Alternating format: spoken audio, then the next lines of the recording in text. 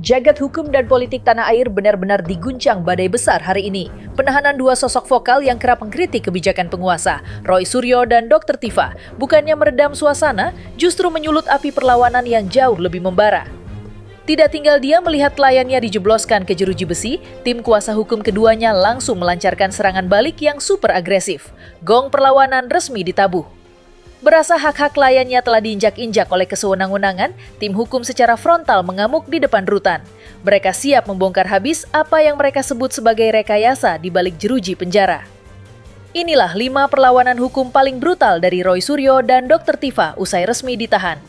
Mulai dari aksi protes penangkapan paksa yang dinilai cacat prosedur, penolakan keras mengenakan rompi tahanan, hingga ultimatum maut terkait substansi kasus ijazah palsu Jokowi yang dilarang keras untuk dikaburkan.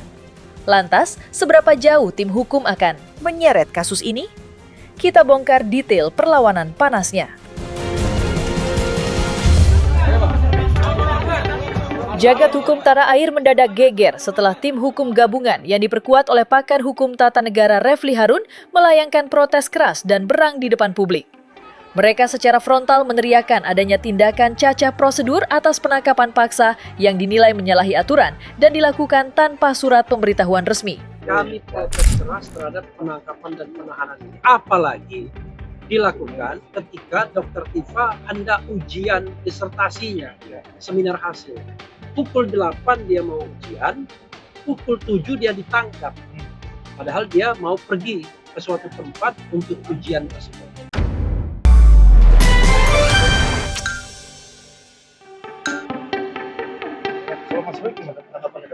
Mas Roy itu lebih tragis lagi. Pukul 12:30 saya baru berpisah dengan Mas Roy. 12:30 atau jam 1 malam dini hari karena kami ada acara di Bandung. Oke, kami ada acara di Bandung. Dan kemudian setelah itu pisah kita. Dan Mas Roy bercerita kepada saya, tadi saya temui di Subdit Kamnek, di ruang Subdit Kamnek. Dia mengatakan tidak sempat apa-apa, untung masih sempat sholat subuh. Jadi belum mandi, belum berpakaian secara layak, dan kemudian dipaksa untuk dibawa ke Polda Metro. Ya, karena kedua klien kami tidak mau ribut, akhirnya ya sudah ikut saja ke Polda Metro tanpa menandatangani, Mas Roy ya yang firm, tanpa menandatangani surat penangkapan. Serangan balik yang agresif ini langsung memicu reaksi dari seberang meja. Menanggapi amukan kubu Roy dan Tifa, tim hukum Jokowi yang diwakili oleh Rifai Kusumanegara justru menanggapi situasi dengan dingin dan santai. Pihaknya mengaku sangat memaklumi jika kubu lawan melayangkan protes keras karena menganggap hal tersebut adalah bagian dari drama dan dinamika biasa dalam strategi pembelaan hukum. Setiap penyidik yang memang memiliki kewenangan undang-undang untuk melakukan penangkapan, penahanan, pemanggilan, itu kewenangan umum yang sudah dikenal masyarakat luas dan sudah diatur undang-undang.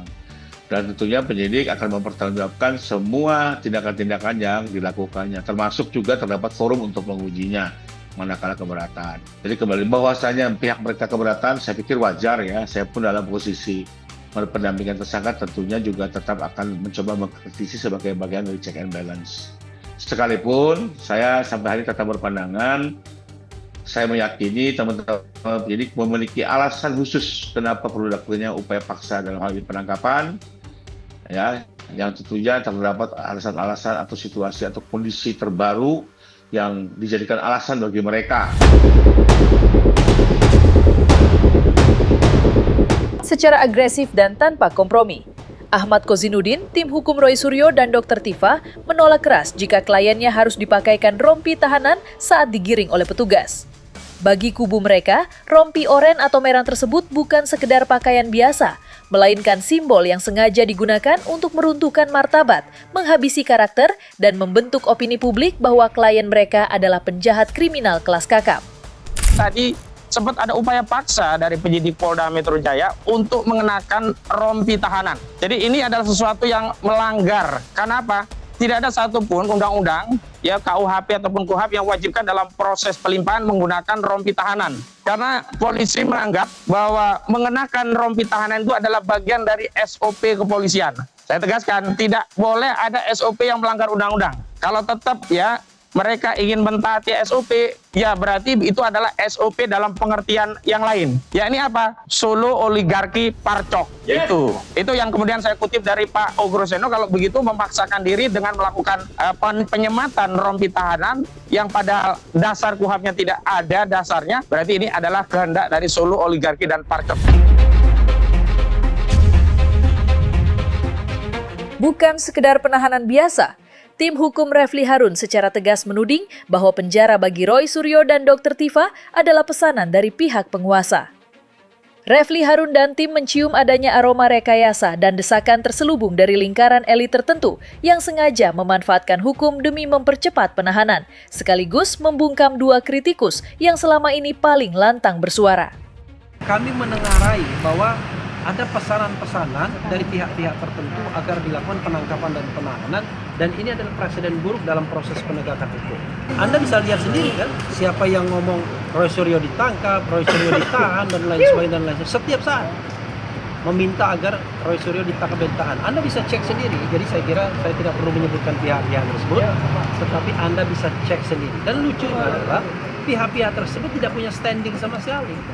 Ya, misalnya bukan lawyer Pak Jokowi, misalnya bukan pihak yang memang punya standing untuk kemudian mengurus kasus ini dan lain sebagainya.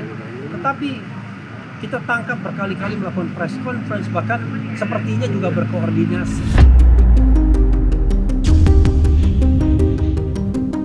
Enggan membiarkan kliennya berlama-lama mendekam di balik dinginnya sel tahanan, kubu Roy Suryo dan Dr. Tifa langsung melancarkan manuver hukum kilat yang sangat taktis. Di bawah komando advokat senior Ahmad Kozinudin, tim hukum kini tengah bergerak cepat menyusun strategi jitu untuk mengajukan surat penangguhan penahanan. Langkah ini menjadi senjata utama mereka demi membebaskan kembali dua figur vokal tersebut dari cengkraman rutan. Ahmad Kozinudin dan tim secara maraton menyiapkan jaminan serta argumen hukum terkuat guna meyakinkan penyidik bahwa klien mereka tidak akan melarikan diri maupun menghilangkan barang bukti. Ini adalah aksi pacu waktu melawan otoritas hukum.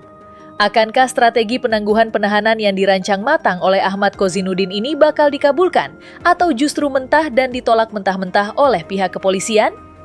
Nah itu tinggal kami ketuk nurani rakyat untuk membersamai klien kami, dan kami tadi juga sudah mengedarkan, sudah ada 50 dukungan berupa jaminan dalam rangka jaga-jaga ya penangguhan penahanan, dan mohon nanti yang lainnya kalau ada yang bisa memberikan jaminan ikut terlibat. Pasti kita pengen kan ekspresi mengedepankan ST kan disampaikan. jelas tadi mendengar. Sekali lagi, rencana penangguhan kami baru opsional, karena kami juga akan menunggu sikap dari Kejaksaan Negeri. Tentu kami berharap permohonan itu tidak perlu kami sampaikan dengan kebijakan dari Kejaksaan Negeri tidak melakukan penahanan terhadap klien kami. Menolak untuk mundur selangkah pun, meski kliennya kini berada di balik jeruji besi, tim kuasa hukum Roy Suryo dan Dr. Tifa langsung meledakkan serangan paling mematikan. Sebuah batas tegas kini telah ditarik. Mengguncang ruang publik, tim hukum secara resmi melayangkan ultimatum keras dan melarang siapapun untuk mencoba mengintervensi kasus ijazah palsu Jokowi.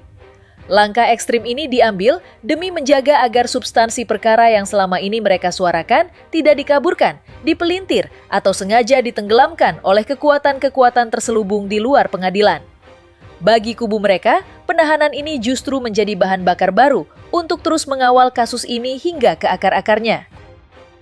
Kami minta agar penegakan hukum ini independen, tidak diintervensi, dan sekaligus meminta perhatian ya, pihak-pihak yang berkepentingan yang tentu saja memiliki kekuasaan untuk menegakkan hukum secara benar. Ya, termasuk juga pihak-pihak misalnya istana sekalipun. Ya, kita minta Presiden Prabowo Subianto agar kemudian